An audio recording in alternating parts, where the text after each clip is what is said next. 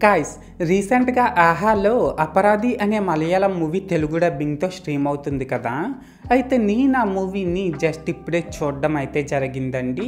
So ఈ వీడియోలో మనం ఏంటంటే అసలు ఆ మూవీ ఎలా ఉంది ఏంటి అనేది డిస్కస్ చేద్దాం, ఓకేనా.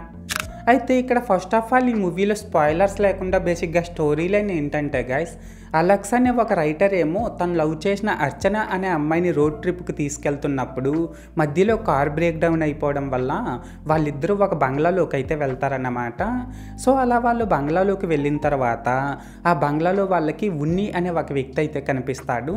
అయితే ఇక్కడ ఏంటంటే గైస్, ఆ బంగ్లాలోకి వెళ్ళిన అలెక్స్ అండ్ అర్చనలు ఈ ఉన్ని అనే వ్యక్తి వల్ల ఫేస్ చేసిన ప్రాబ్లమ్స్ ఏంటి అండ్ లాస్ట్కి అసలు ఏం జరుగుతుంది ఏంటి అనేది మనమైతే మూవీలో చూడాల్సి ఉంటుంది. సో మొత్తానికి అర్థమైంది కదా స్టోరీ లైన్ ఏంటి అనేది. అయితే ఇప్పుడు ఈ మూవీ ఎలా ఉంది అనే విషయానికి వచ్చినట్లయితే గైస్, మూవీ నాకైతే నచ్చిందండి.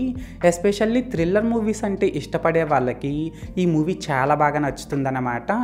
అండ్ ఇప్పుడు ఈ మూవీలో నాకు కనిపించిన ప్లస్ పాయింట్స్ ఏంటంటే గైస్, దీని డైరెక్టర్ ఎంచుకున్న కాన్సెప్టు అండ్ దాని ఎగ్జిక్యూషను ఈ రెండు కూడా చాలా బాగున్నాయండి. అలాగే ఇందులో యాక్ట్ చేసిన యాక్టర్స్ అందరూ కూడా పర్లేదు, బాగానే పెర్ఫామ్ చేశారు. ఎస్పెషల్లీ ఉన్ని అనే నెగిటివ్ సైడ్స్ ఉన్న క్యారెక్టర్లో మన ఫహద్ ఫాజిల్ గారు అయితే చాలా బాగా యాక్ట్ చేశారన్నమాట. ఇంకా ఇందులో సినిమాటోగ్రఫీ, బీజిఎం, ప్రొడక్షన్ వాల్యూస్ ఇవన్నీ కూడా పర్లేదండి, బాగానే ఉన్నాయి.